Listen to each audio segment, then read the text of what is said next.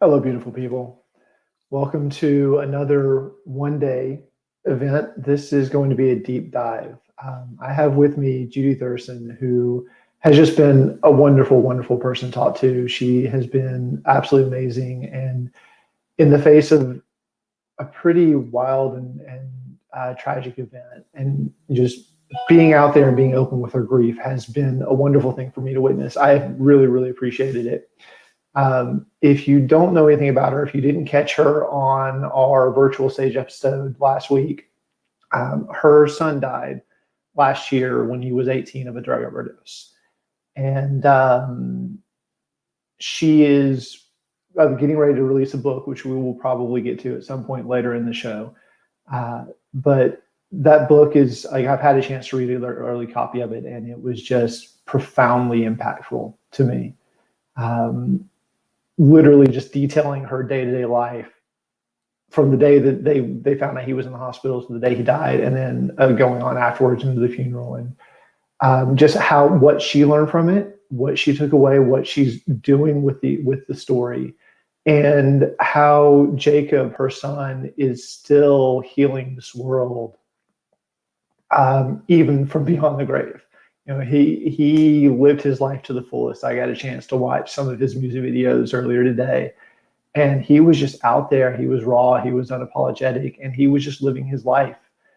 And that touched a lot of people. And so, without further ado, I would like to bring Judy onto the stage right now and get into the conversation, to the deep dive. Hi, Judy. Welcome. Hello. All right, you already have me crying. How is this possible? We haven't even started yet. But I have a full box, so it's all good. It's all good. I'm a crier. I'm actually starting to regret not having tissues handy. I might have to go grab some at some point. I might just have to take a little break halfway through. So how are you doing today? I am doing pretty well. It's an honor to be here, and I just have to say it's really I don't even know what the words to put, but I just appreciate your openness and vulnerability, Matthew, and just not to stereotype men, but usually that's not like the normal MO. And so for you, and I'm sorry, I'm blanking out on your co-host name. Abram. I don't want to call him Abel. Abram.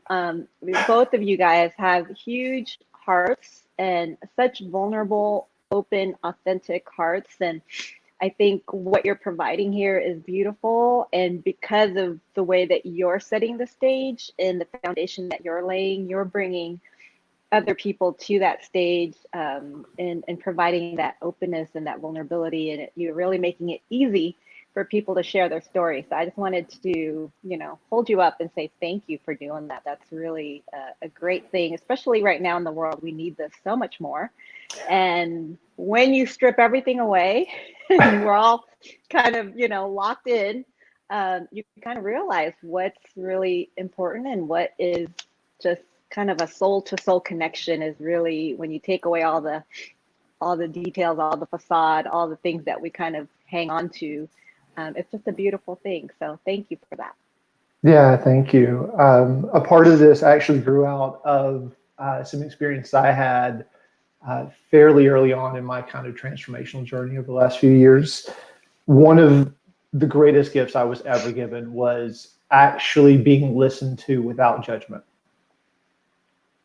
And this is the space for that. This is the space I invite and hold, is to be able to speak without judgment, without being judged. Just whatever comes out, it's there. It's okay. This is part of us. This is what we are. And I feel like in a lot of ways, it's hiding that has hurt the most. Yeah. And that's what I really appreciate about Jacob's story, Jacob's life and his story, is he didn't hide himself. And that is a beautiful invitation to bring to the world to me. Yeah. Just to kind of share a little bit about that. This week, I'm in the middle of launching my book, and so I'm doing a lot of kind of social media preparation for it. And I posted something on my Instagram, and a kid totally went after me. And I mean, just vile, like despicable. I can't believe you're milking every penny out of your son's death, and you should be ashamed of yourself. You're the mother. I mean, went on my page to go after me. And I have to tell you, of course, I was very triggered and I wanted to lash out. But then I remember, hurt people hurt people. And I just extended an invitation. I said, you don't know me, but I'm willing to have a conversation with you. So my DMs are open. Come and talk to me. I would love to talk to you. And let me tell you, is providing that safe place for this young man. He sent me so many messages of how much he was hurting. His 17-year-old brother died of an overdose a couple years ago. He blamed his parents for it. He blamed himself for it. And he was just carrying so much anger that he was lashing out, right? Hurt people hurt people. Yeah. And providing that space for him, I tease him now. I'm like, now we're BFFs, because he's being able to share his heart in an environment where, I wasn't trying to defend myself. I just wanted to listen to him, and I wanted to provide this place. And it was such a beautiful lesson for me to witness, because it just was, again, a reminder that people need just to be heard. And grief is energy. If we don't release it, it's gonna like explode in all kinds of different ways that is unhealthy, it's ugly, it's messy, and it hurts people. And so if we provide that space for people, it's really it's a very healing place. So it's pretty amazing to me how much resistance I've had in my life to looking at stuff like this, especially grief. Like grief was a big, I wonder how many people actually recognize that they're grieving. I had an experience not too long ago where it was about a year and a half ago, I guess. I saw a movie trailer for the movie Alpha, and I don't know if you've seen this or not, but it's kind of like a reimagining or maybe even a channeling of the first partnership between man and wolf. And I remember like seeing that trailer in theaters and just like, it was everything I could do not to just start bawling right there in the theater. And when the movie finally came out, I told my buddy about it and was like, I'd really like to go see it. Here's the trailer. And I started crying again watching the trailer. And I'm like, I don't know. I can't do this right now. Like, I can't face this. I can't face this right now. Like, there's no way I can go sit in that theater. And I was like, you know what? Let's just go watch Mission Impossible instead. It's fine. Like, let's just go watch something else, And he was like, no, I really want to see it. I really want to see this movie. And so we went. I'm so glad I did, because at the end of it, at the credits, it finally hit me what that emotion was that I was feeling. It was grief. Like, I was grieving that lost connection to nature. Wow. Half the battle is identifying. And like you said, so many of us are walking around with this unresolved grief inside that we can't put a name to it. And I'm a grief counselor, so I know that there's actually 44 different types of losses. 44, and things that we don't even consider grief is grief, and even good things like a graduation, for example.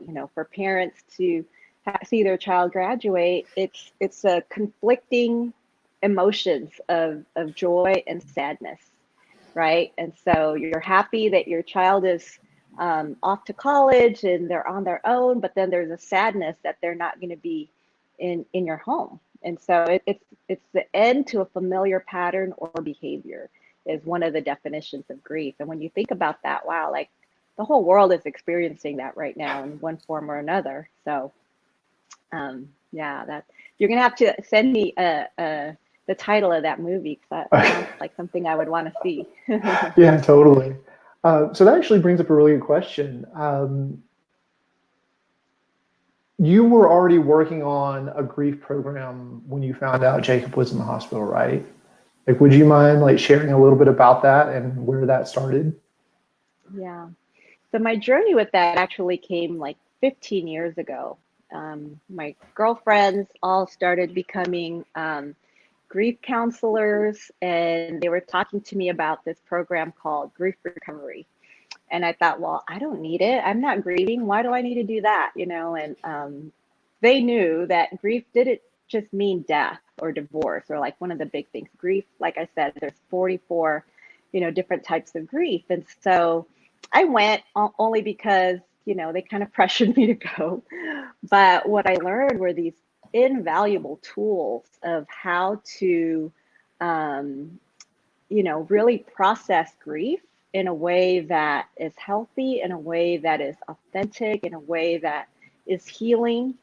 Because a lot of times when we're grieving, we want to isolate, we want to just Mhm. put it away, we want to kind of press pause, and then we want to numb out. And so, whether it's eating, it's drugs, it's alcohol, shopping, you name it, anything that we can do to not have to feel that pain, we're going to do that. And so these were tools that I had already have been using in my life for the last 15 years.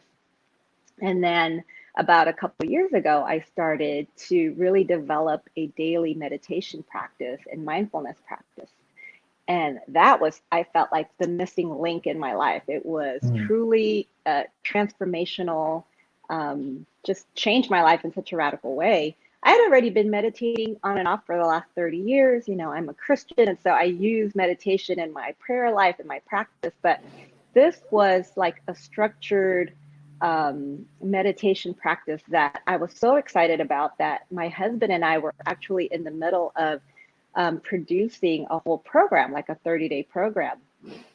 And I'll never forget that Right. morning, because that morning, June 13th, Eric and I were talking about this program. We were putting the schedule together, when we were going to film, and all the details of the production. And I look over to him about 9:30 in the morning, and I said, I'm a little apprehensive because whenever I try to launch something like this, something bad happens to Jacob.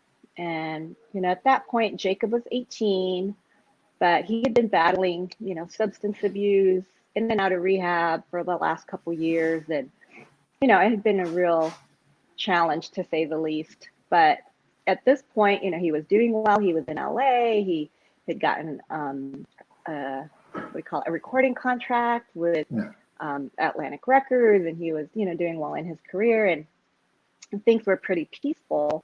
And so I felt like, okay, this is kind of safe to start to launch this product.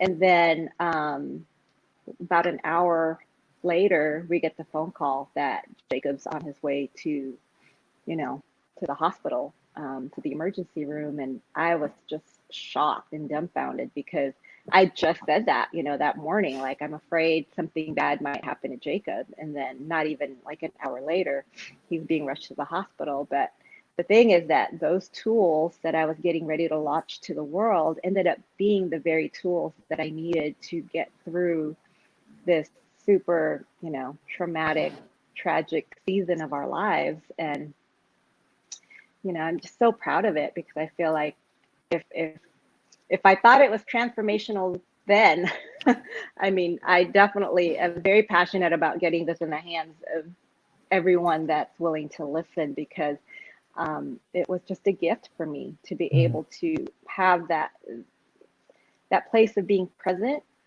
the gift of dealing with your grief in real time, and the gift of living wholeheartedly in real time really helps you to be present in the moment. And I'll tell you that the moment we stepped into the ICU, Jacob was in the hospital for 2 weeks.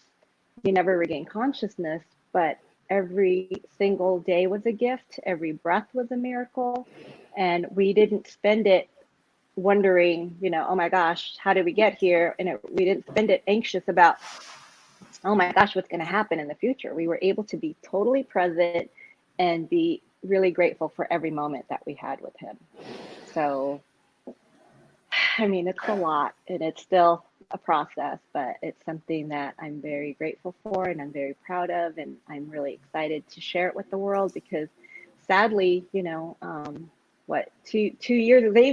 They stopped with the statistics for overdoses. I don't know because if there's too much or what, but the last statistic is 2017, I believe, 72,000 overdoses. So multiply that by families of people that are suffering in silence because there's still so much stigma attached to addiction and mental illness and even suicides, and it's an epidemic, and we are not talking about it like we should. And so I'm willing to be that voice. I'm willing to be in the front line. I'm willing to be criticized and ridiculed if I have to be, if it opens the door for other families to be able to have a voice. So it's a lot. Yeah, and I really appreciate that, especially because to me, like, I don't see the epidemic as the problem itself. Like, it's just a symptom. Absolutely, 100%. And I feel like the real problem, the deepest problem, and this is just based off my own experience, right? Like, this is just being with my friends and going through the emotional journeys that I've been through in my life. It's a lack of awareness, a lack of emotional and mental awareness. And it's not something that's taught in our culture.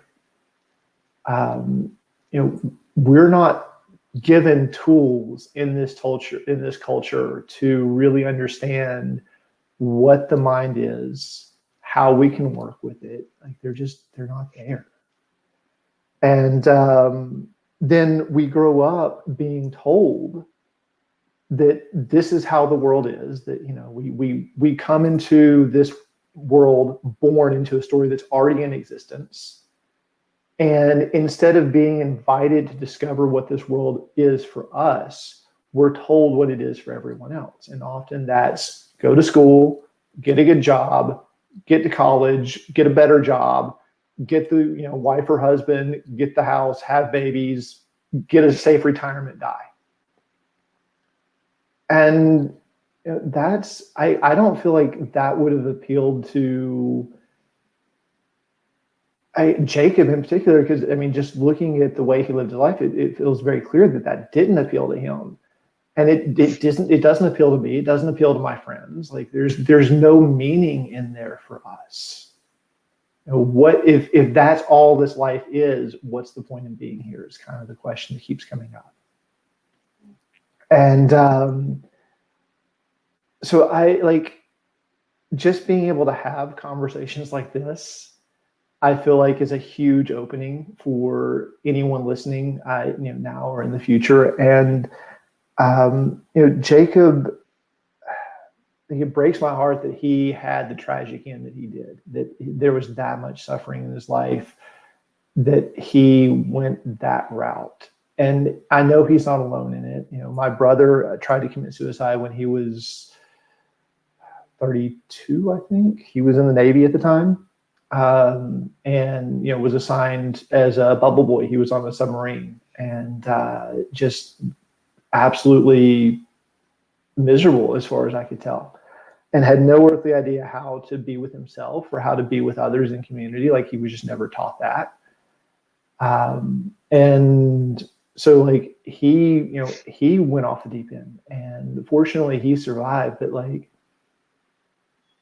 I feel like where this is going is that there's always a light, right? Like Jacob, he's gone, he's not in this world, but his light still shines through conversations like this, and through you, and through your husband, and through your family, and all his fans.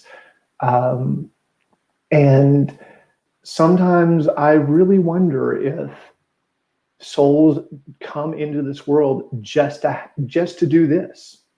Like, I really wonder sometimes if Jacob, like, if this was his purpose, was to have this drama and bring this ascension to himself to get this message out into the world. Yeah.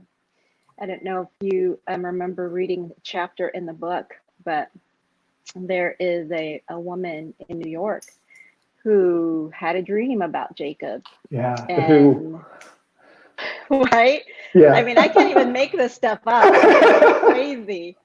and had a dream about Jacob and was trying to figure out how she was going to get a hold of me. And then, unbeknownst to me and her, at Jacob's memorial, I ended up giving out my phone number.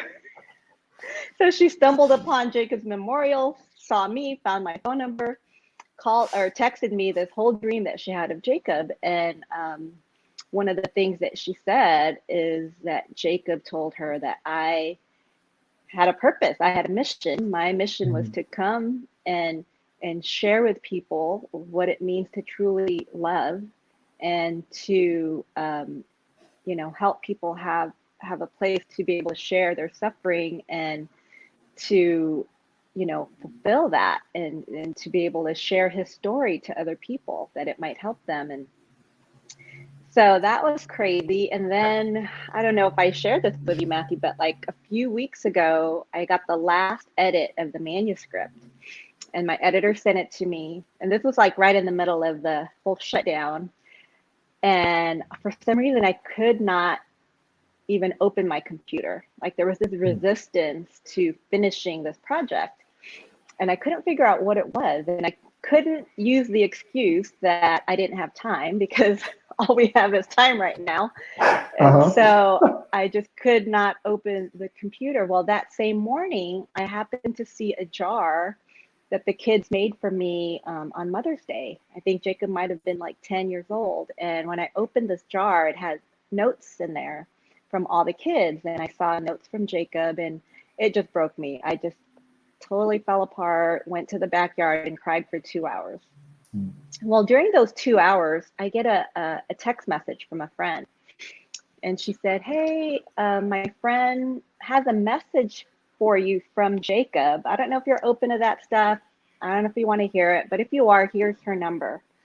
So it was during those 2 hours that I was in the backyard having my little breakdown, and I get this text.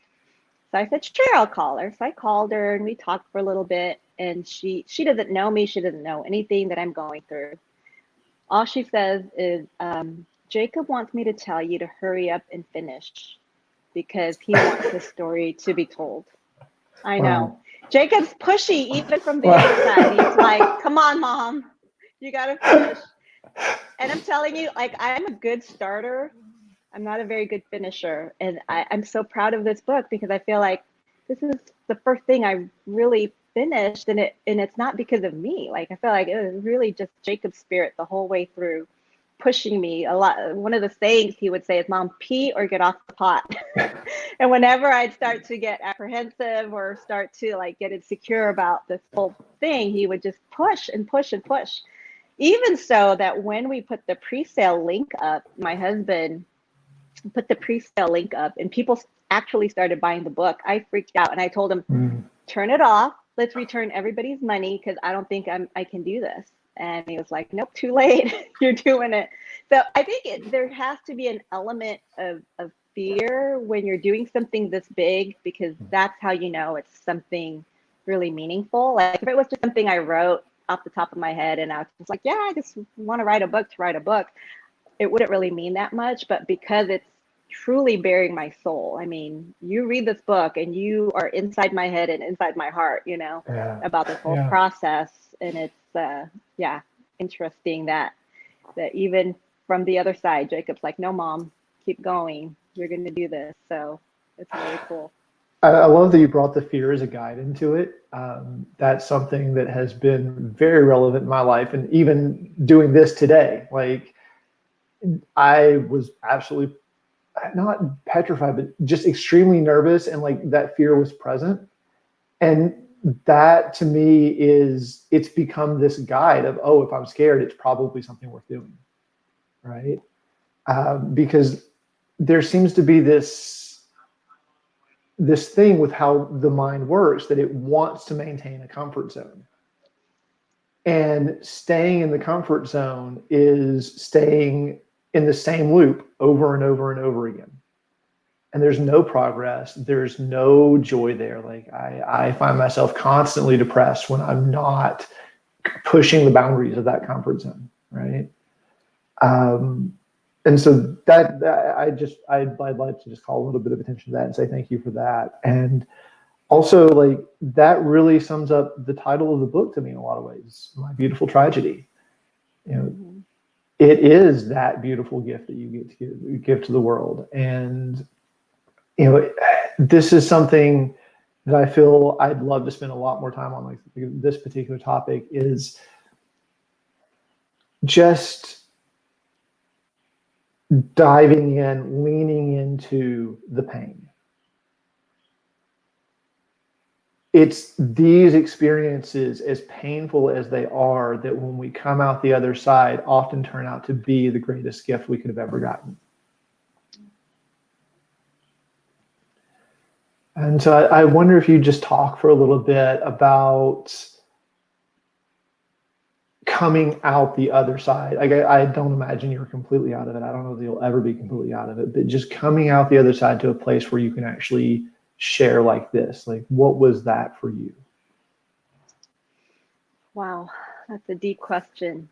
Um, I think you're right in saying that this is something that a parent never gets over. Like, you don't ever get over losing your child.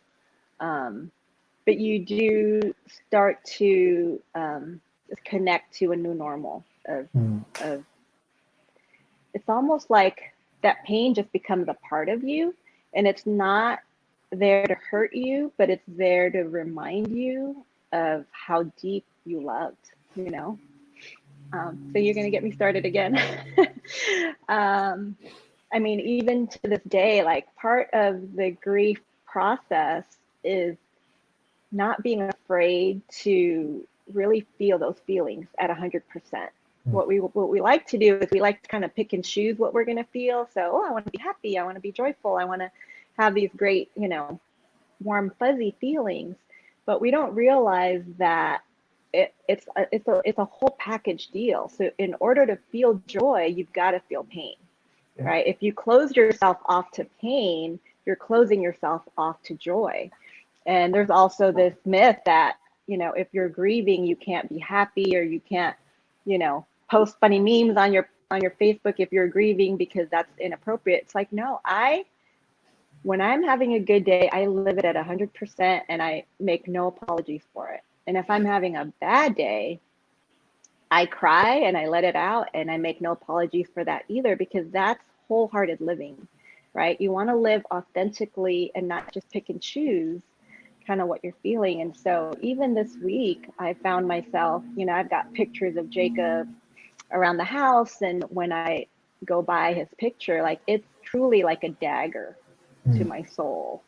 And instead of shying away from it and go pick up the cookie or binge watch, 10 hours of Netflix to numb out, I really lean into it, and I just say, man, that's a reminder of what a deep love that I have for him, and how much I miss him. And it's a beautiful thing. And I don't think we should be shying away from that. And I think a lot of times people have misinformation of, oh my gosh, you should be over this by now. It's almost a year and you're still crying. Like, what's wrong with you? And there's this misinformation. And, grief doesn't have a timetable. Grief Yeah. doesn't have a timeline of, okay, 3 months, and then you got to suck it up and, soldier on.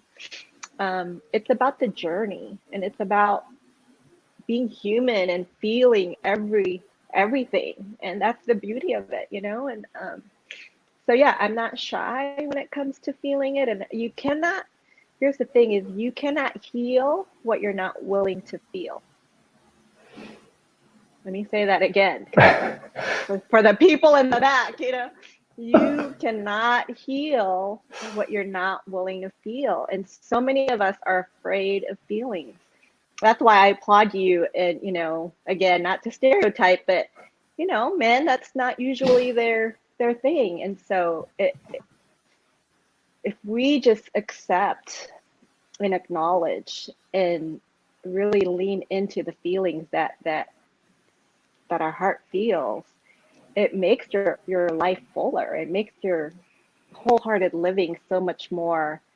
It's almost like living in 3D, like, really, like, colors are more after Jacob died, I started to really notice, like, man, life is really beautiful. Like the things Mm, that I used to take for granted, I was able to really see it with a different lens, and colors looked more vibrant, and food tasted better. And because you're really living in the present moment of not taking anything for granted, because when you're that close to death, you really see like, man, we don't have to, we're not promised tomorrow. We're not promised that next breath, you know?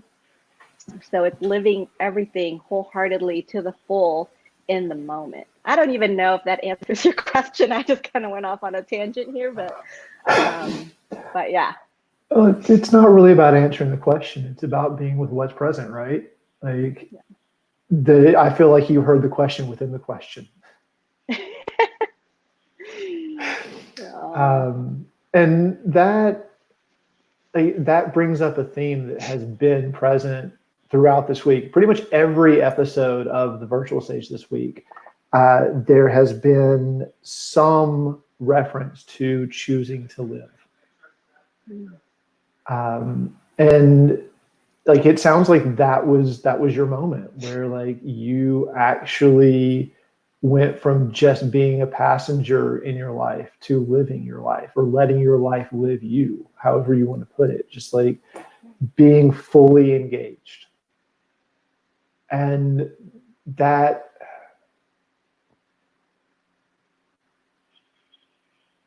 you can't feel it, or you can't heal it unless you feel it. Like a really good friend of mine often says, um, you can't heal what you don't feel. And it's that allowing myself to feel fully, like you were just saying, um, it does make everything much more vibrant. But at the same time, the emotions come and go faster. Like the more fully present I can be with an emotion, yeah. the faster it passes through. And often what I find is it's my resistance to letting myself feel that actually makes the feeling worse. And that's, to me, that's suffering. Like that is what suffering is. It's resisting the feeling that's present. It's like rope burn, like you're just trying to hold on to what is and not letting myself feel what is actually there. Um, and so back to that choice, like that choosing to live.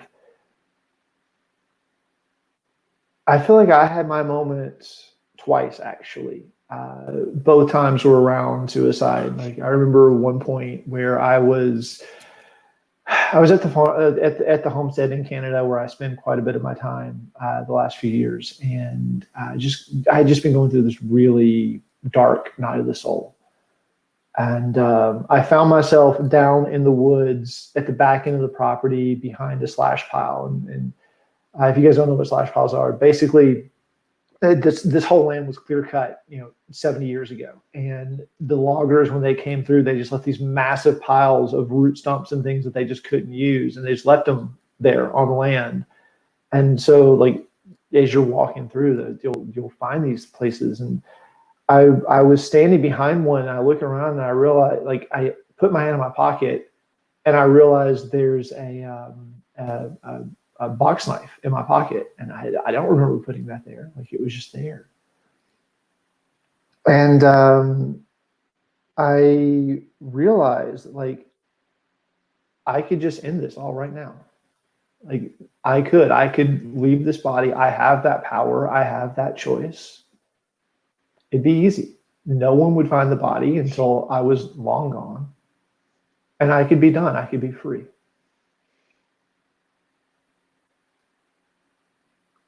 But I didn't. And I don't like I don't know why. I just could not go through with it. And what I realized is that if I'm not going to get up the courage to actually go through with it and kill myself, then I'm choosing to be here. Every breath I take is a choice. And if I'm choosing to be here, well then damn it, I'm going to live. you know? And it sounds like you had that moment. Maybe a few of those moments throughout your journey with Jacob. Like it doesn't always have to be your own death that you face. It can be someone that you love, it feels like. Yeah. And if I could just say that I really believe that the people that have the greatest struggle and that the greatest resistance in their life are ones that have a really high calling.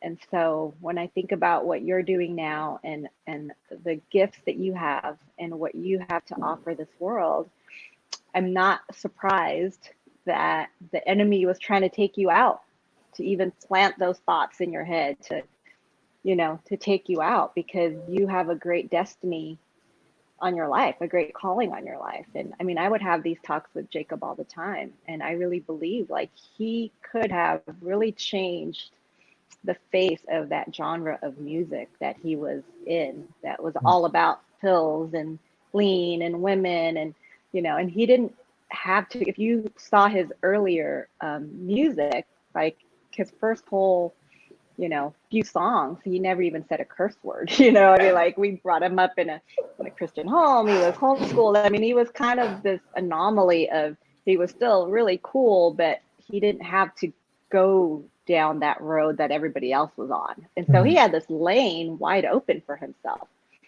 And it pains me that, kids feel like they have to be like everybody else to fit in, when really being your most authentic self is what sets you apart. And I always say that when you are in your own authentic lane, there's no competition.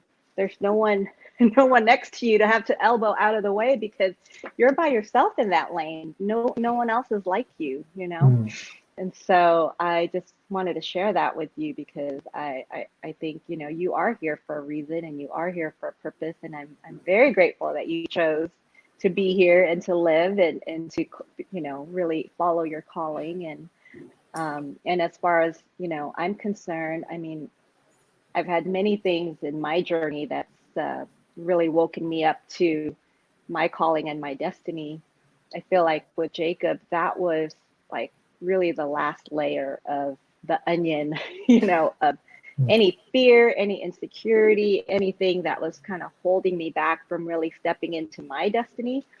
Like that just took it all away, because that greatest fear and that greatest pain is like, what else can you do to hurt me? Like that kid, calling me out on Instagram and talking crap. Like, really? That's all you got? Like, come on, you're going to have to, it's going to take a lot more to take me down. And I feel like it's really kind of ignited this warrior spirit within me, this relentless like pursuit of, okay, I'm not going to stop talking, and I'm going to keep pushing the envelope, and I'm going to, use my book as a platform to be able to have other people, to be able to be open with their struggles and their lives and their pain, and to kind of be that vehicle, to open up those doors. So yeah, it's a gift. It's sad that it had to be, come to that,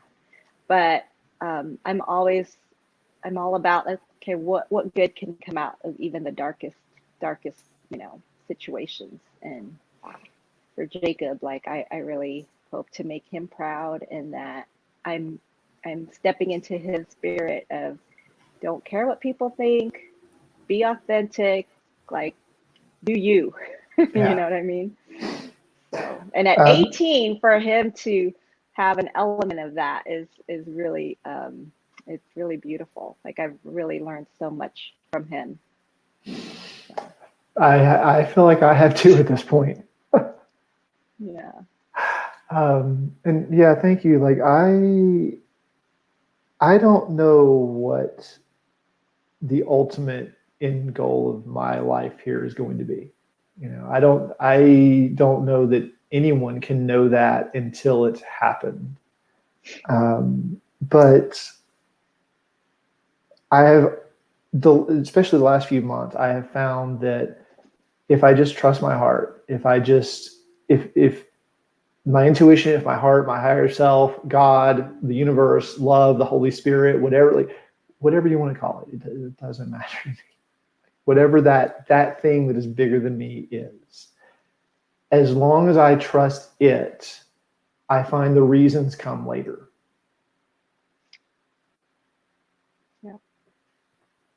And what's beautiful with that is that it's not this clear 7-step plan to success. You know what I mean? Like when you are following your gut, your intuition, your higher self, your whatever it is for you, Mm-hmm. I think it gives allowances for detours. Like, oh, I thought I was going this Yeah. way, but okay, that door's closed. All right, let's go to this. Right. So there's not this feeling of, oh, I failed because that door's closed, or Right. oh, I must not be good enough, or oh, whatever, you fill in the blank. But there's such an openness to the adventure of, okay, well, it's not that way. Maybe it's this way. Let's see what's behind door number 2, you know? And Yeah. I love living my life like that, because actually, I mean, God opens up doors that I would have never even imagined were going to be open, because I'm not trying to lead it, you know? And so when Mm-hmm. you follow and you align yourself, it's like, you know, greater things happen than you trying to muscle your way and white knuckle your way through the process. Like that's so small. That's so, you know, myopic. But when you're really open to, okay, where are you going to take me today? It's like sky's the limit, you know? Right. So, Yeah. Once the destination doesn't matter anymore, just anything goes and anything can go, and the most amazing things just come into your life. Like I 3 months ago, I never would have imagined doing this, you know? And also, so like kind of coming back to something you said earlier, just about, I'm not surprised that you're surprised that I'm the one doing this. Um, I feel like that is something that this culture just doesn't support, is vulnerable men who, you know, are capable of actually showing emotion and not scared of being judged or being vulnerable or whatever. um, but it's funny in a way to me, because it seems like we're locked, not so much locked. It's like we have been in this cycle of violence between men and women, where, you know, and it doesn't actually start anywhere and it doesn't end anywhere. So like I can only start it at like a random point. And so like, since we're coming from my perspective right now, the random point is, you know, I grew up never feeling comfortable crying. Like I never, like, you know, I did up until a certain age, and then something happened. I don't even remember what. And all of a sudden it just wasn't okay to cry anymore. Like it just wasn't. And so I shut down. And then there were several other things along the way where I shut down even more and more and more. Um, and then from that shutdown place, trying to enter into a relationship with a woman who, you know, as far as I can tell, all that she wants is just my heart, like to actually be able to feel me, right? And I can't feel me. So how can I expect her to feel me? And on top of that, there seems to be this double-edged sword that women are taught, where, you know, the man is like the rock. He's the stable one. He's the one that you can depend on. He's not emotional. He's not. And so like subconsciously, most of the women that I dated, or, you know, I was friends with, they wanted me to be vulnerable. But if I did show that vulnerability, I got attacked for it, because then I'm not being that rock. I'm not being that stability. And then that just goes and just perpetuates the cycle all over again, over and over and over again. And I feel like at some point it's going to take both men and women just saying enough. And this is me saying enough. Like I'm not going to play that game anymore. And I will not support any man who is still in that idea of the patriarchy, and that, you know, a woman's voice is not to be heard, and that, you know, her intuition isn't to be trusted. um, I'm not going to play that game. Like I'm here to support women primarily in sharing their voice. And so when you came on the show a couple of weeks ago and just like really threw yourself out there was just this instantaneous yes, like her, like get her voice out there, give her a platform. thank you so much. Thank you. I mean, I think that really comes down to that self-awareness and emotional intelligence and security in who we are, right? It goes back to that wholehearted living. If you are living wholeheartedly, authentically who you are, you don't have to make apologies for it, and you don't have to compare it to stereotypes of like, well, this is what's expected of me, or this is how I was brought up, or this is how I'm supposed to be, but that you just are. And if we all just live that way, it's actually more beautiful than all the masks that we put on and all the facades of, oh my gosh, what we think we should be, right? And Yeah. I'll tell you, the thing that really inspired the give principle. The give principle is what I talk about in the book, of kind of the guidelines of how I meditated. And it came from a place of pouring into you first so that you're not pouring out of an empty cup, right? And so give is an acronym, stands for grounding, G is for grounding, I is for intention, V is for visualization, and E is for expressing gratitude. And every day that from the moment that we got that phone call to the days in the hospital to after Jacob's death, like I've really been practicing that consistently every day. And that's a form of self-love, of taking care of yourself. And I think when people don't love themselves, truly love themselves, it's hard for them to receive love from others, right? I think about, just Jacob was so loved and had such, family support, had a girlfriend, had fans, had friends. I mean, so liked. I don't think he had one enemy, but yet he could not receive that love for himself. And so when you're that closed off and you cannot receive that, it's hard to be in relationship and really connect to other people when you don't even love yourself. And so for me, that's a huge part of this journey, is how do we help teach people to love themselves, not in a weird, like woo-woo kind of way, but like in a true, like authentic, not making any apologies for self-care and listening and honoring your boundaries and saying, you know what, I'm not going to say yes to everything just because I'm trying to please people, but, really out of a pure heart, like I'm going to say yes to this because it's something that I want to do, not because of some other agenda underneath. I don't know if that makes sense at all, but Yeah, absolutely. How aware have you become of moments where you catch yourself doing or saying something to please another person or to get them to see you in a certain way? Like how often, like, does that still happen? absolutely 100%. And I think it's all about the intention, what's underneath the thing. I was talking about this with some friends this week, is that through this grief process, of course there's been days of deep depression where I'm just in bed for days and just covers over my head, just crying with a tub of ice cream, and nobody come in and talk to me because I just want to be by myself. And there are days where I know, okay, this is just what I need right now, and I'm going to be okay with it, and I'm going to give myself full permission to be here and take this me day and selfish day, or whatever you want to call it, my grief day.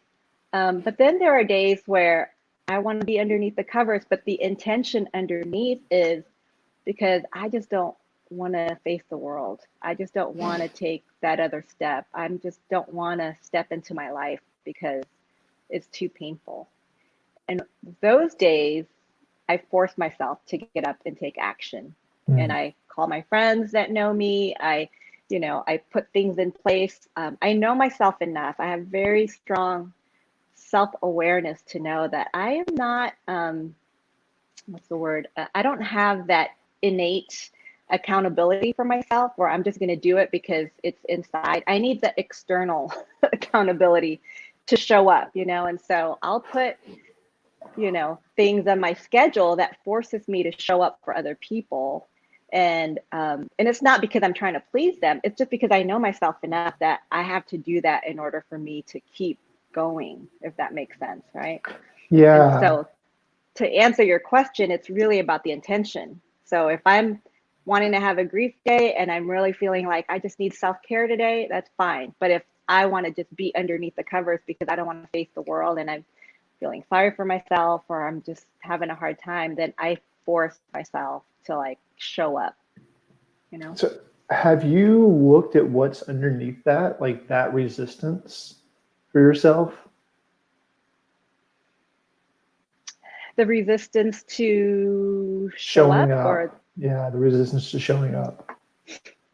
I mean, yeah, sometimes it's just can be as simple as laziness of just not wanting to, you know, be accountable to myself and not wanting to do the right thing and not wanting to exercise or not wanting to, you know, have a good balanced meal or not wanting to have that tough conversation with my spouse or my kids, or because it's hard and we're so innately lazy and we want to do what's comfortable as humans, right? Like that's just keep it real. Like we want to do what's comfortable, what keeps us in the, you know, status quo. And so for me, anything that's going to take effort that I know requires effort of me, I have to step into that.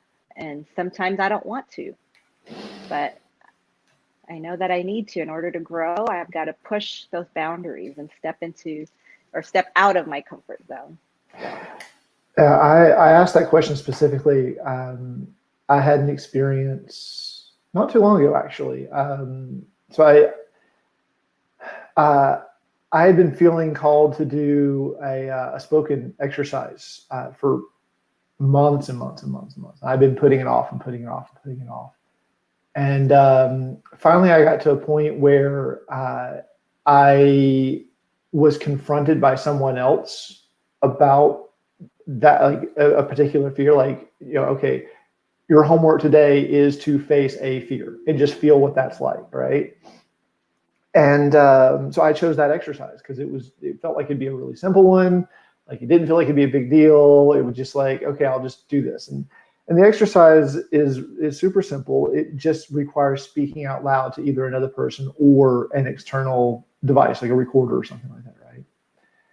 And so I'm laying in bed. It's like 2 o'clock in the afternoon. There's no one else in the condo where I'm staying right now. And I have spent 30 minutes procrastinating, just finding the right audio recorder to put on my phone. And then like I'm out of excuses. I have no choice. Okay, I've committed to doing this. Okay, and I hit record and my whole body freezes. Like my throat literally locked up. I could not speak.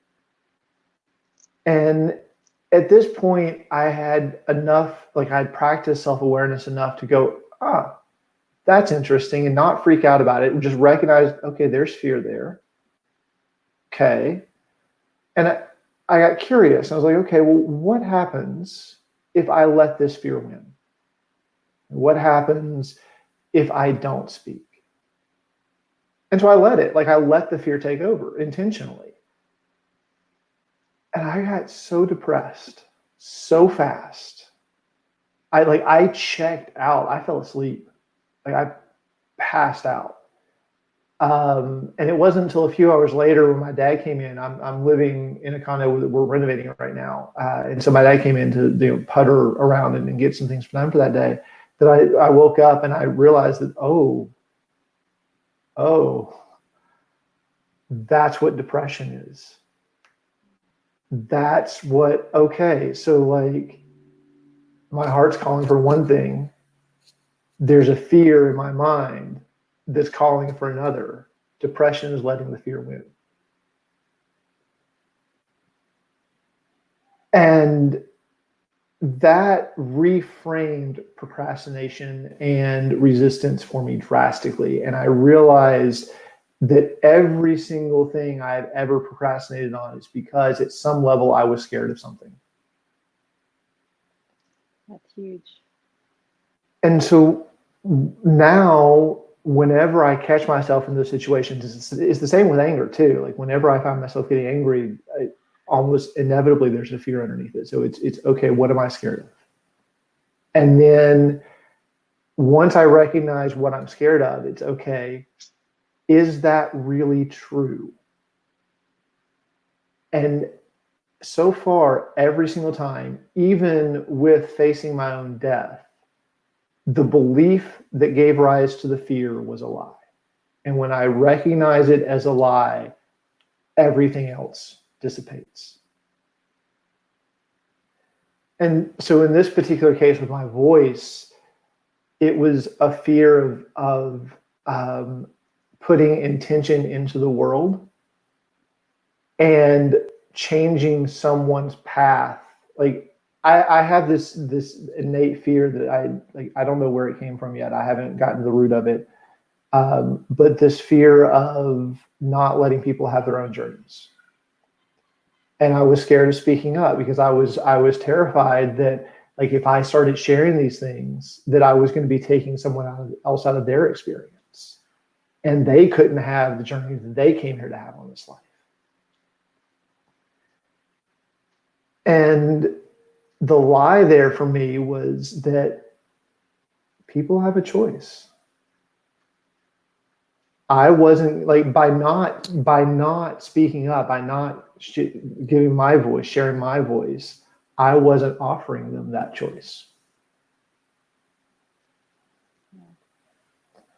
And so that was kind of where that question came from, is like, what have you looked deeper into what that procrastination, that resistance actually is? Because I would not be surprised if there was actually a fear there underneath it all.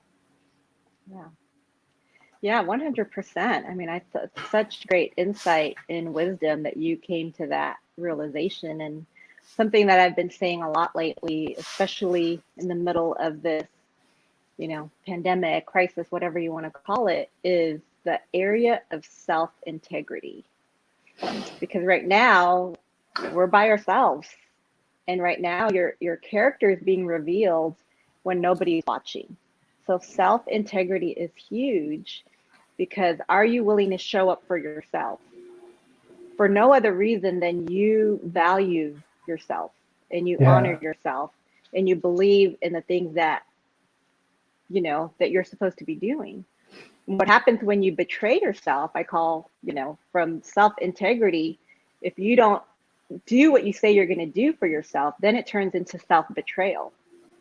And that betrayal turns into depression, grief, self-hatred, lack of self-esteem, right? And how many of us betray ourselves all the time? I mean, I do this exercise. I, coach women online, and I have like an online group. And I said, how many of us, if we treated our best friends the way we treat ourselves, how many of us would still have best friends? 0. We are our own worst enemy when it comes to really following through, really being, having that integrity with ourselves. So procrastination definitely falls into that, right? Because we are not showing up for ourselves. And it's hard. I'm not saying, just do it. But I think self-awareness is the first step to be able to start to identify, like, oh, okay, why am I feeling like that? Okay, oh, it's fear. What am I afraid of? Here's another great exercise. Sorry. Can somebody take the dog outside? Oh. She was like crying at the door. Shoot, what was my train of thought? Oh, this exercise is really, really powerful. Is when you start to feel that fear, that you actually visualize and walk yourself. What does that look like for me to be in the other side of fear? Like, what's my worst fear? What does that look like for me to be in the other side of fear? And close your eyes, really visualize it, really feel what it feels like. Then you realize, like, you know what? It didn't kill me. Like, what's the worst that could happen? Oh, I do a podcast and I totally screw it up and I'm fumbling over my words and I'm stuttering and I don't know what I'm saying. And Like, if that's the worst thing and that did happen, like, so what? Right? Yes. Like, you're still human, you're entitled, like, and I think actually that's more endearing than being like polished and let me give you my 7 steps to how to heal from grief, because there's no such thing, man. This is real life. Like, I love this conversation because I feel like this is real life, and it's Yeah. okay to talk about our fears, and it's okay to talk about depression and mental health, and like, what do we do when we get to those places? Because as the more authentic we are in these conversations, the more it gives other people permission to be true to themselves and to be true to, and it just validates, like, oh man, you know what? I totally have felt like that. Okay, I'm not crazy, or okay, that's not the end of the world. Like, I can get through this, and us being open in this way really gives hope to people. So I'm an open book, and what you see is what you get, and it's a blessing and a curse because I'm a little bit too open sometimes, but it is what it is. So I really love you, and I really appreciate that. And like that. So I took the Landmark Forum a while back, and the way they talk about that, I actually really appreciated. They talk about it as an enrollment conversation. And an enrollment conversation is when one person shares authentically some place that they have failed in their life and what they learned from it. And admitting that failure, sharing it, being open about it, that, like you said, that invites other people to give themselves permission to share themselves authentically as well. And there's one more thing that I like to add to that I don't hear many people talk about. It's something a good friend of mine once pointed out to me. He said, if you're going to be completely 100% honest with yourself about yourself, that's not just the negative stuff.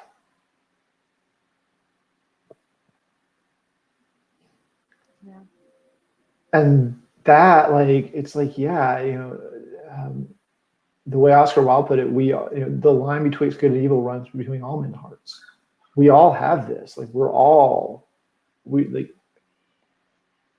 I feel like it's part of what makes this life so worth living is there's so much possibility in all of that happens, and there's free will. So anything that can happen will happen eventually, I feel like, and everything is a learning opportunity when we choose to see it that way. yeah. I mean, that's something that Jacob really was super secure in some areas of his life at such a young age. And it just blew me away because, like, he started making beats out of his bedroom at 14 years old. And most people, when you start something new, you're kind of experimenting and you kind of have this judgment, oh, it's not that great. You don't want anyone to see it. It's like your first thing. He made a beat, his very first beat, put it on the internet and sold it, his very first one. And, by the time he was like 15, he was selling beats to, kind of bigger name artists. And I remember there was a kid that kind of wanted to buy a beat from him. And then Jacob quoted him a price. And then this kid was like, I'm not paying you that. Who do you think you are? You're a nobody. Like, what makes you think you can charge that much? Like, you're just, started totally hating on him. And Jacob just said, hey, I can't help it. You're broke. Go find someone else. Like, he did not lower himself because somebody else didn't find value in him. And I mean, I'm just turned 50 and I'm still trying to learn that lesson, and how your value for yourself is not determined by how other people view you. Like, whoa, that's to be that young and to have that kind of confidence in his skill and in his art is just so amazing to me, and I'm learning how to do that because I'm a recovering people pleaser, like, was that okay? Apologizing for everything. Yeah. Yeah. And feeling like, I don't have, I can't do that. Like, who am I to do that? But who am I not to? Like, I have these gifts and this experience and this wisdom that's supposed to be put out in the world. And so I'm done like playing small, and I'm done kind of hiding in the backgrounds. And it's plus, I think when you get a little bit older, you realize, you know what, it's now or never. So whatever it is you want to do, let's just do it. And if you fail, who cares? You just keep going, you know? And so there's that freedom in, it doesn't really matter what people think at this point. It's your calling, and you put it out there. So hearing you say that, just like my heart goes, ooh, yeah, there it is. Like that's it right there. You know, and one of the biggest fears that I have dealt with in my life, and I feel like this might even be universal, maybe, is the fear of judgment. And you know, how, like, this goes back to that other question I asked you is, you know, how much of everything we do, say, and think is about making someone else happy? When are we going to start being us for us? And I love that you're there, and that it came through your son, like even more so. Like, this is a message that I feel is for this time. yeah, yeah. And don't get it twisted. I'm not there all the time. Like, Yeah. you're catching me on a good day. I've had a couple cups of coffee. I'm having a good hair day, you know. But there are still, you know, many moments where it's like, oh, is that okay? And are they going to like it? And that judgment, like, it's huge. You know, that's permeates our whole society. Everything is about judgment and about, are you good enough? Are you going to measure up? Are you going to, you know, meet the bar? And I think, again, the more wholehearted and the more authentic we are, and the more we know ourselves, the more that's not going to matter, because you're going to walk into something totally secure that, hey, yeah, this is what I'm called for. I was made for this, and I feel totally confident 100% that this is what I'm supposed to be doing. And when you walk in that place, there's such a security that it doesn't matter what anybody says. You just know that that's what you're supposed to be doing, right? Mm-hmm. And that, again, another huge lesson I learned from Jacob, that he, you know, he was matching, you know, Pikachu hats with Gucci pants and whatever. Like, he just had his own style. He didn't follow any kind of rules, where so many of us, you know, were like, okay, is that okay? Can I do that? Like, is that acceptable? And so, yeah, a lots of great lessons to learn from how he lived his life. I wonder if you'd go into a bit more about that, like about just your experience with Jacob growing up, and what were some other big things that kind of are present with you right now that might be valuable to this, to where we're at right now. Well, I think something that stands out to me, because it's totally opposite of me, is that he had such compassion and empathy for others at such a young age, that he never really looked at life as a competition. Like, he just felt like there's enough for everyone. He had this abundance kind of, you know, lens that he saw life through. And his friends, and even his peers, and even his quote unquote competitors, like, he really wanted everyone to win. And I just think that's such a beautiful spirit to have. And, you know, I'm the opposite. I'm competitive. I want to be number one. I want to be the only one in my lane. And I'm, you know, going to fight for that. And I don't know if I think I wrote it in the book, but one time, I think he might have been 4 or 5 years old, and it was his first time doing Easter egg hunt. Oh yeah, I love that story. And you know, he's out there in his Sunday's best and his little basket, and he goes out, and there's, you know, hundreds of eggs in the lawn, and all these kids, and they count it down, 3, 2, 1, go, and all the kids are, you know, grabbing eggs, and Jacob walks over, grabs an egg, puts it in his basket, and then grabs another egg, and then starts putting it in other kids' baskets. And I walked out onto the field and I grabbed him and I said, son, this is not how it's done. Like the one with the most egg wins. Come on. And I'm like Oh, picking up Mom. eggs for, I know, not one of my finer moments. But I just think, that was kind of the epitome of who he was, like so giving, so not about himself, so just wanting everybody to win, and felt like there was enough for everyone, and part of that was, actually part of his weakness too, is that he was so vulnerable and so open-hearted and so trusting of others that he often, got hurt of, people that took advantage of him and people that he thought were out for his best interest, and they really weren't. They were just around him because they wanted to get something out of him, or wanted, him to help them with their career or whatever. And even knowing that that was some of the motives of some of these people, I mean, I remember sitting with him and him saying, yeah, Mom, he goes, but I can't help it. I still love them.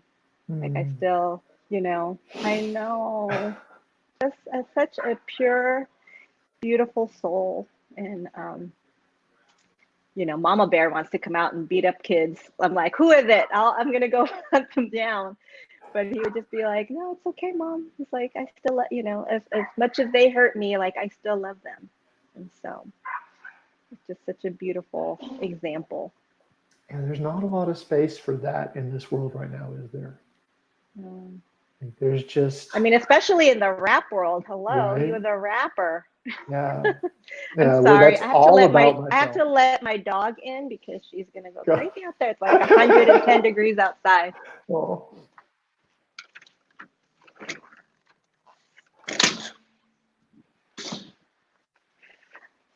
All right. Sorry about that. Hi, puppy. Welcome back. Live and uncensored, right? Right. Okay.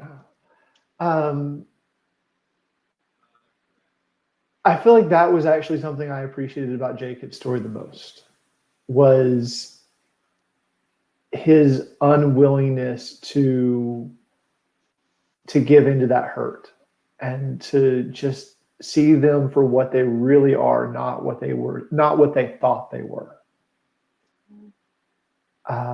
Like that feels like such a gift to me. And I am so grateful you got to have that in your life. Like, just this world, the way it's set up right now, the story that we're all born into is like, I see a story of scarcity. Like, we're born being told that there's not enough. And because there's not enough, we have to compete for resources. And if we don't compete, then we don't eat. And if we don't eat, we die.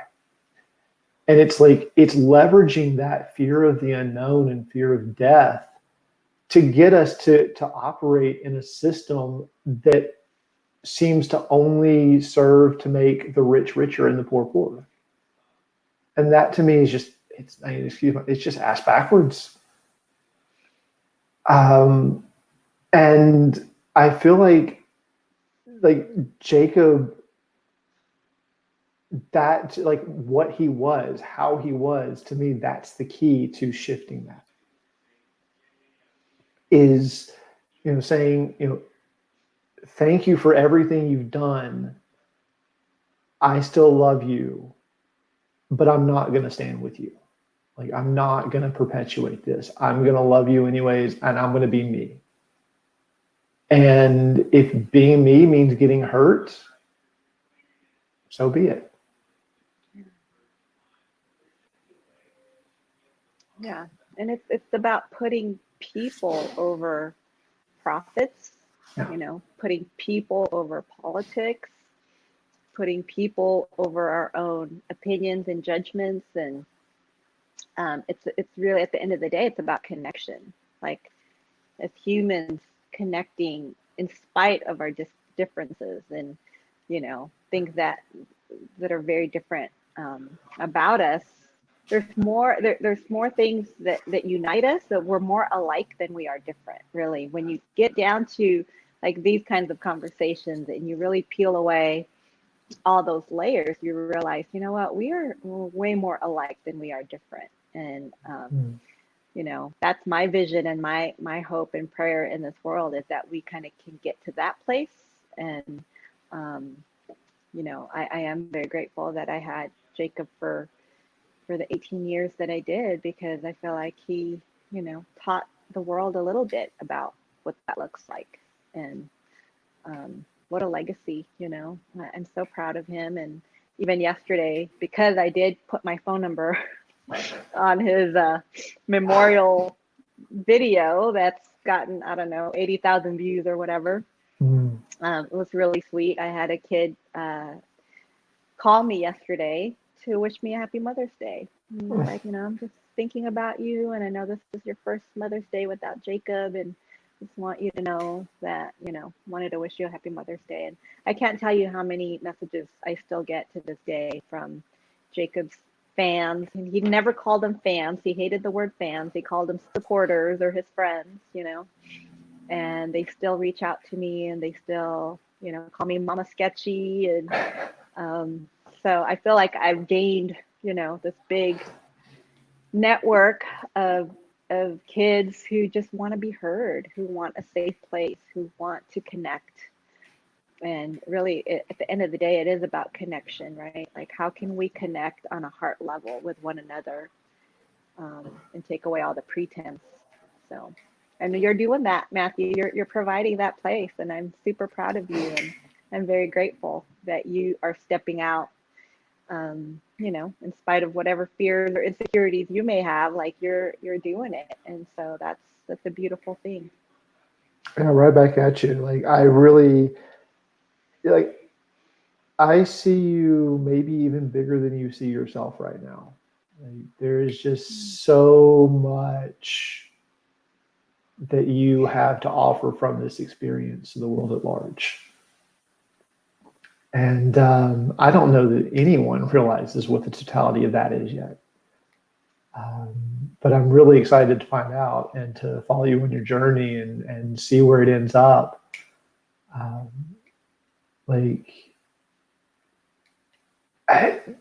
And also just on the shifting gears a little bit on a slightly different note. Just that you're coming at this from the Christian perspective, that you do consider yourself a Christian, and like the way you're living now, to me, that is true Christianity. Like, that is true Christ-like. And I don't meet a lot of Christians who live that, who actually experience God as a decision maker in every moment of their lives. That there's just so many that are still trapped in living through their own understanding, their own reasoning. And, I grew up Christian. I grew up in a very Christian household and kind of called BS at a pretty early age. And studied, like, in that frustration with, like, the disconnect between what the church was saying and how people were actually living, like what the Bible actually said, and how the people who claimed to believe the Bible were actually living. Like, that's where the frustration was. And so I studied, like, I really dove in and studied not just the origins of Christianity, but of pretty much every major religion. And once I saw the bigger picture, which, like, basically every religion, every mystical tradition, it all says the same thing. Like, they're all pointing to the same thing. And even science, like, the more I study science, the more I see that it's pointing to the exact same thing. Every path leads to the top of the same mountain, but there's a million different ways to get there. And that's the other thing I just want to say thank you for, is actually living at, like, a Christ-like life. Because I don't see it very often, not in the church. And I just want to just honor you for that. And in the book, you talked about, was it 2 or 3 weeks before Jacob ended up in the hospital? He seemed like he had found a church where he was really happy. Would you mind just sharing a little bit more about that and about the church and about your experience with it and how that has kind of opened your life to what this is? Yeah. First of all, thank you for sharing that. And I want to apologize for all Christians because I think Christians give Christ a bad name. Yeah. And shame on you guys. No. But no, I mean, I'm no saint, and just kind of what I shared prior to, segueing into this is that it's about connection at the end of the day, right? It's about connection. And if you're not evolving in your relationship with God or your higher power or whatever it is that you believe, then it's really just a set of rules, right? It's just a set of like these standards that you try to live by, but there's not an emotional connection. It's not a relationship. And so what I try to do in my relationship with God is really cultivate a true relationship. And I can say with 100% certainty that I would not be here functioning had it not been for the foundation of my faith. It's very, very important to me. So, we raised Jacob in the church, and because of, my little bit of overbearing personality, it's like, come on, it's either this or this. And, you do the best that you can as a parent, and nobody has, a blueprint on that. And we did the best that we could with Jacob. But as he got older and we realized, like, you know what, we want him to be on his own journey. And part of truly loving someone is letting them have that freedom, right? It's not controlling them and putting them in a box, but it's about really letting them, get on their own path, kind of like what you were saying earlier. And it is, at the end of the day, their choice. And it's so hard as a parent because, of course, I want it to be my choice what he does. Absolutely. Like, I'd be lying if I didn't say that, right? But there came a point where I had to respect and love him enough and honor him enough to say, you know what, prodigal son, right? Here you go. You go and you figure it out on your own, and we're going to be here for you no matter what.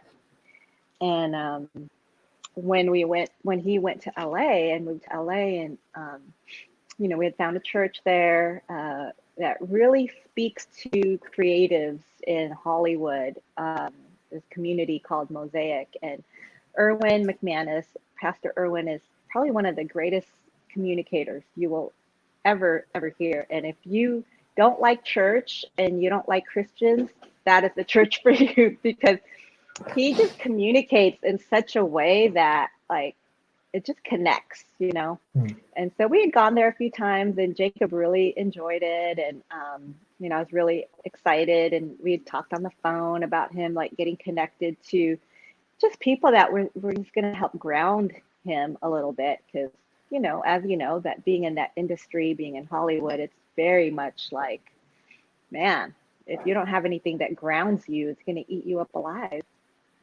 And so we would have many of those conversations. And we didn't go there many times, a handful of times.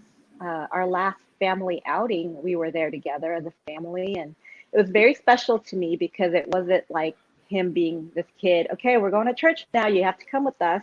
We'd given him the choice, and he chose to come. And so, inside I was feeling like he had every reason to say no. Like, he was busy, he had things going on, he didn't have to come with us, but the fact that he wanted to, that spoke volumes to me. And after Jacob was in the hospital, and we had reached out to the pastor of the church just to thank them for, that I'm so grateful that the last few months of Jacob's life, that his spiritual experience wasn't that, kind of like this the set of rules, and you have to do this and you have to do that. And because he had experienced some of that, growing up, and some of the experiences that we had in our church community. And so I was really happy that he finally kind of found this place where he could be himself and feel open and free to kind of explore his own journey without that judgment, without that stigma. And so I remember reaching out to them, and like not even 2 hours later, they had people from their church there to meet us at the hospital, praying with us, like just serving us, connecting with us. We ended up having Jacob's memorial there at their church, and they just took such good care of us and really just loved us unconditionally, didn't ask for anything in return. Just a beautiful, beautiful community of people that we just we're very, very grateful that we had them at that time for that support that we got. And, we had like 700 people at Jacob's Memorial there in Hollywood, and a lot of young people that probably would have never stepped foot in a church. And I don't know if you got to watch the memorial at all, but it was a beautiful service. And Pastor Irwin spoke at the end, and he just really connected to these young kids in a way that I feel like they were able to hear it and receive it. So it's very hard, but I feel like it's got to continue to evolve. Like we can't say, oh, in my religion I've arrived and I know everything there is to know about this.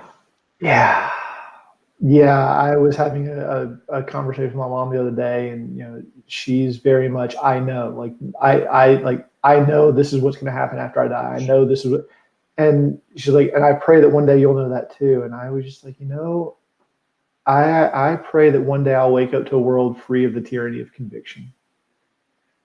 Like it's the ideas that I was convinced I was right about that kept me trapped in the most suffering. And it was knowing that I was right that stopped me from feeling compassion for others. Like that little seed of doubt that, oh, maybe this isn't the way, maybe I'm not right, maybe, like, that was what opened up my heart to allow me to empathize and see how others might have arrived at their beliefs and what's really underneath the beliefs, and then speak to that from compassion and love instead of just arguing, no, I'm right, no, I'm right, no, I'm right, no, I'm right. And so I like to hear a mom who was, grew up in the church, surrounded by indoctrination and conviction, and knowing that is the way, the truth, the light, like that's it, like it's the only way, everyone else is wrong. To know that you offered your son the chance to find his own way, like that feels huge to me. Yeah, and if I can share with that, I know I wrote a chapter. Can you hear me? Because I think my earplugs are coming out. Yeah. So I wrote a chapter about how I was able to release myself from that judgment of blaming myself and, oh my goodness, woulda, shoulda, coulda, like what could I have done differently? And it's a very natural thing to do as a parent, to blame yourself for how things turned out. And I feel like the freedom for me came from understanding my own relationship with God, and God never said, okay, Judy, you got to do this. And if you don't do this, you're out there, you're banished. But he gave me the freedom to choose, right? That's the highest form of love, is to choose to be in a relationship with someone, not to force somebody to be in a relationship with someone. And so when I realized that the most loving thing I could have done as a mother was to give Jacob that freedom, it really freed me from that self-condemnation that I had with myself, of feeling like, oh, I should have done more and I should have kept him more in the box and controlled him, and maybe we wouldn't be in this place. And that was born out of a question somebody asked me, is that if you knew then what you know now, would you still have allowed Jacob to go to LA and live in LA and pursue his music? And even though I know what the end result is now, I still feel like the answer would have been yes, because that was part of his journey. If I would have, and believe me when I say that I was very tempted to at times to put him in a box and be like, no, you're not going to do rap music. No, you're going to go be an engineer. No, you're going to do this. I'm an Asian mom. Come on. I could have easily done that, but then I think about what the world would have lost out on is his art and his talent and his gift and his love and his compassion that he was able to express exponentially more than what he could have if I would have kept him in that little box. Does that make sense? Absolutely. Yeah. It's that the choice, like choosing to be in a relationship, that also feels like it comes down to choosing how that relationship is. Like, I feel like so many people get caught up in that, a relationship with God looks like this. It is like this. And there's no room for the possibility that, well, maybe there's another type of relationship you can have with God. Maybe there's a completely different way of being with God that maybe you just haven't imagined yet, or you haven't experienced yet, or because you believe that this is the only way to have that experience. It's the only way, you are only allowing yourself to have that experience. And I guess the question that comes out of that, like I totally get everything you just said, and I really appreciate it. As an Asian mom, like, where did you actually step outside that story for yourself and start allowing Jacob to be Jacob and not what you wanted him to be, and not what you grew up thinking that sons should be?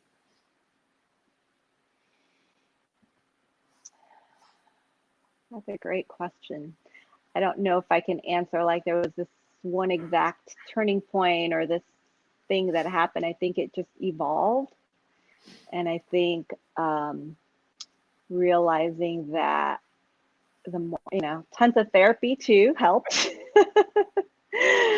I remember my therapist said, you should consider finding a codependence like support group. And I'm like, why? I'm like, do you think I'm codependent? And she just started cracking up because if you open up the dictionary, my picture probably would have been in there, but I was so blind to it. I'm like, what do you even mean? What does that even mean to be codependent? And she said, everything that you do, you're living for Jacob. Like your every waking moment is filled with anxiety of what is Jacob doing? Where is he? Is he okay? Gosh, that is the heart of a mother of an addict, is that you are so consumed with them that you no longer have your own life, right? And so it's so insidious that I didn't even see it happening when it was happening. And so I think for my own self-care and my own mental health, I had to be able to separate myself and know that I am not that powerful. Like, as much as I want to control my son, I don't have that power. And to basically fire myself from that position and know that he's going to have to make his own decisions. He's going to have to find his own way. He's going to have to fall and fail on his own and learn from those mistakes. I mean, here's, want me to get really vulnerable is, growing up, I, ran away from home as a teenager. I did a lot of things. I was total juvenile delinquent, and did a lot of things I shouldn't have been doing as a teenager. And a lot of these years, I remember kind of looking at my parents as, they didn't care. they just neglected me and they let me kind of do my own thing, and I kind of blaming them for my stupid decisions, right? Yeah. But at the same time, I look at that and I think, wow, actually, that's the opposite. They were so loving that they let me kind of fall on my face. And who I am today and the character that's been built in me is because of me learning those really bad decisions, you know, and learning from those bad failures. And for Jacob, for a long time, I didn't let him do that because I was very much like, no, no, no, no. I'm going to put you in this box and keep you protected. I mean, we homeschooled him. We went to church 3 times a week. You know, I remember after a therapy appointment, he was kind of like, yeah, mom, you know, you just can't be so controlling. I'm like, well, what do you mean controlling? I'm not controlling. Show me. Give me a list right now. How am I controlling? Like, I don't understand what you're saying, you know. Started going off and he just laughed and he goes, mom, he goes, I'm 16 and you don't even let me go to the grocery store by myself. And I was like, okay, you might have a point there, you know. And so I think we started kind of opening up, you know, kind of loosening up the leash a little bit. Like, okay, let him make some decisions, let him fail, let him fall.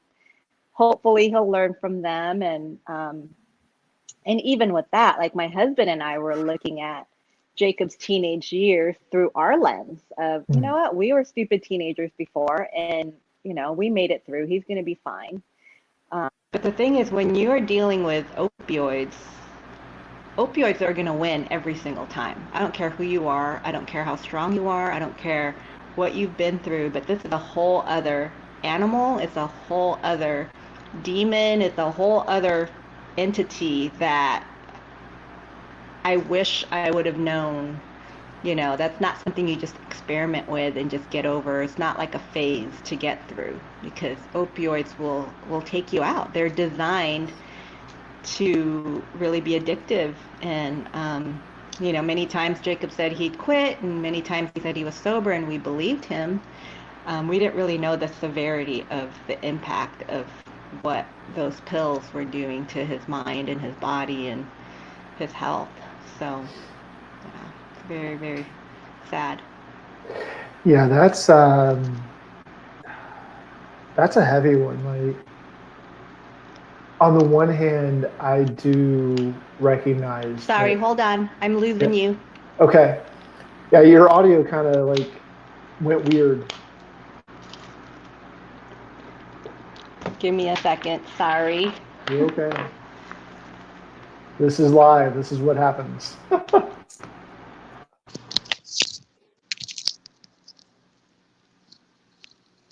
Oh. I lost battery. Okay. I was wondering what was going on. Are you I back? hear you now. Sorry about that. Yes. Fabulous. No worries.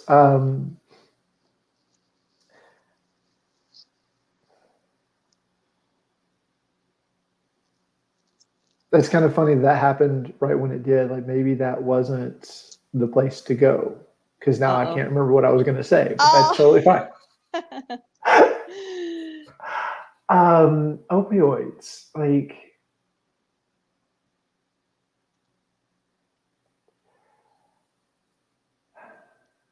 what is at the heart of addiction is the question that comes up. Like, what is that really about?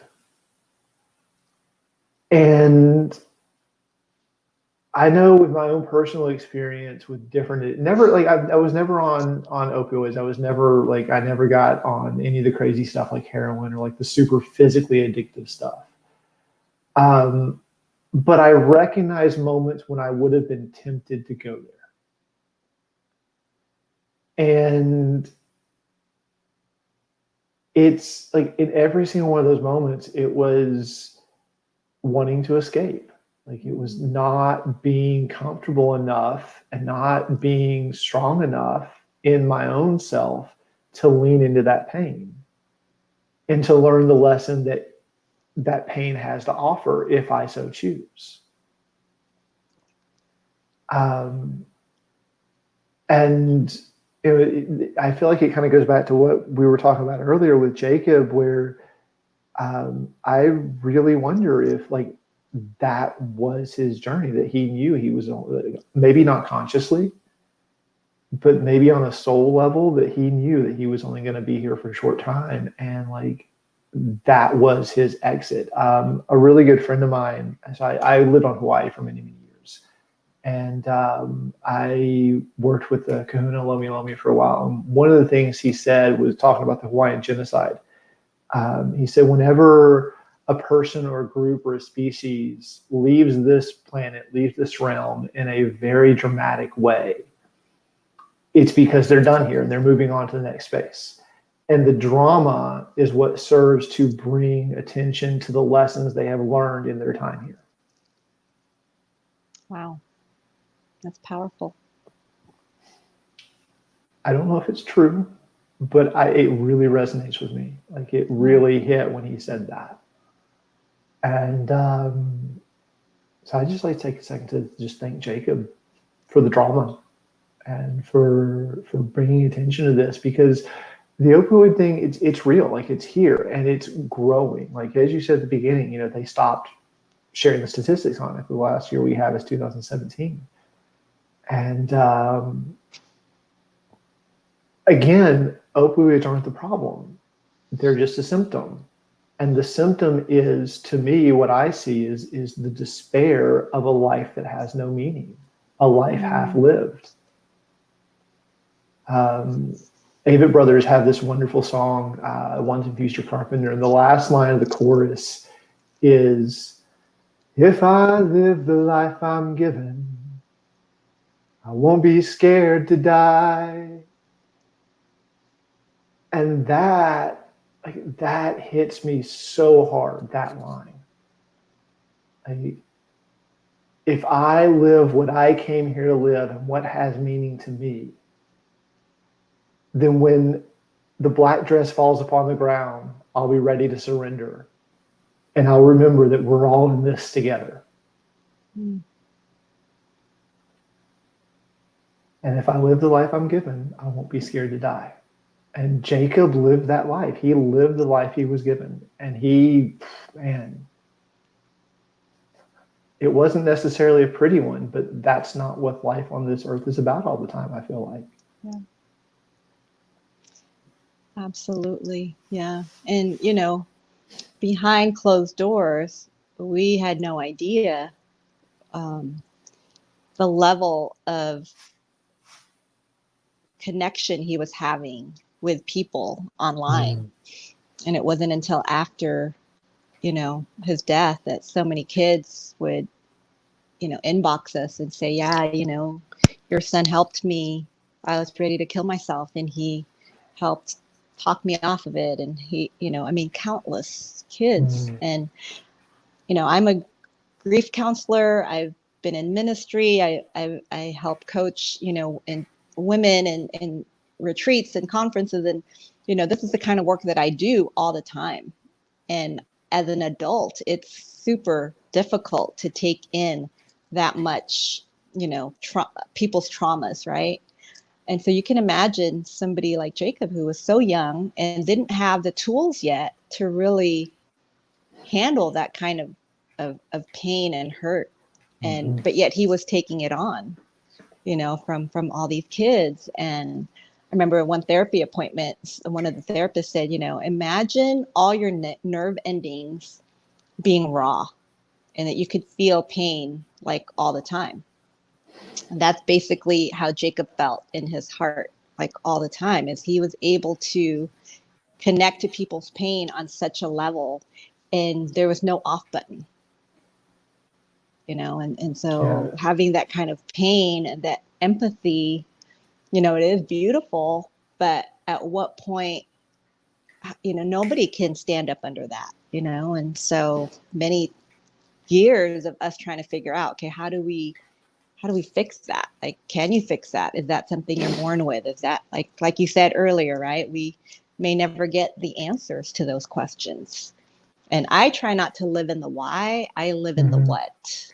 Okay. Yeah. So the why, does it bring him back? It doesn't do anything, but the what is what's in front of us. Okay, now what am I going to do with this? now what am I going to do with this pain? What am I going to do with this story? What am I going to do, with this life? And that's, I think, the question we all should ask ourselves. Like, what are you going to do now with what's in front of you?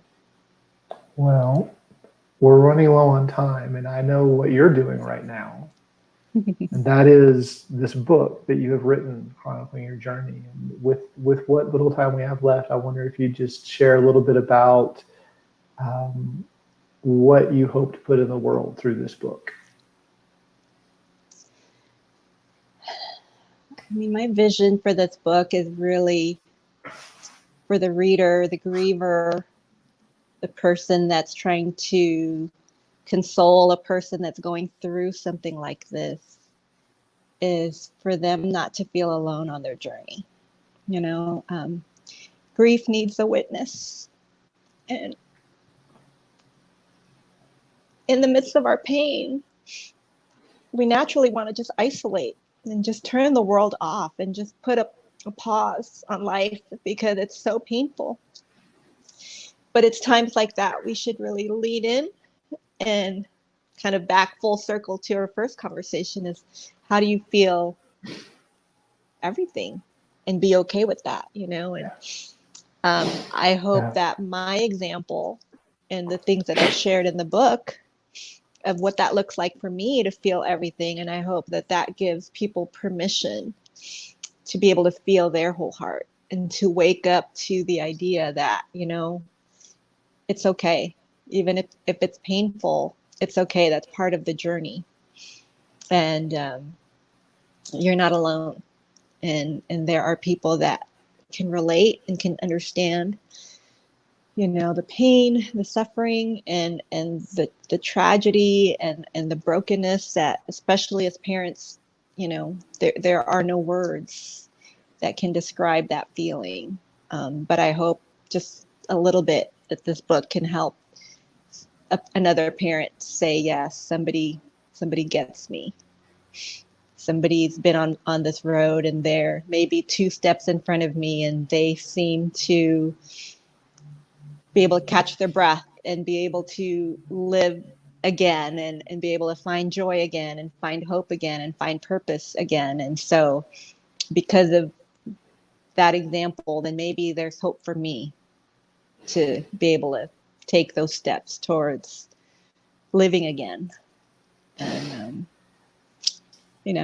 I mean, I don't really know. Like you said, I have no idea what's going to happen with this book. I do know that I've already have 2 rehab centers that want to put it on their resource table for families and for addicts and in recovery. And people that have read it so far have given me just really heartwarming reviews. And I'm just obeying the journey and open to the adventure of wherever this takes me, and not wasting the pain, not wasting the suffering, but just going for it. Oh, yeah. There's a poet, I cannot remember her name, but she once said that, hearts break. That's what they do. And they can break either closed, where we fall into ourselves and we cannot see all the other grief that's happening in the world around us and that we're not alone in it, or they can break open and they can see everyone else's journey with that grief as well. And there she went. Oh, no, she's back. I lost you again. For just a second. Well, we're wrapping up. So just real quick, when is your book coming out? Sorry, can you say that I lost you for a second there? Okay. I feel like that's kind of our cue anyway. So just one last question. When is your book coming out? Nope. Are you there? I'm losing you. I can't hear you now. Oh, no. Oh man. Oh. They're gone? They're gone? Everything's gone. Everything's... What about try this? I just put it on again. Sorry, technical difficulties. It's okay.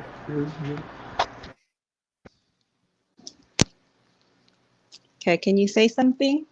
Testing. Are you there? Are you No, I back? can't hear you at all. Okay. Well, Sorry. it's okay. Thank you so much. Um, hold on just one second. So, guys, thank you. Thank you so much for joining us today. I really appreciate everything that happened here today. And I hope that there's something that you learn from this that you can take away from this.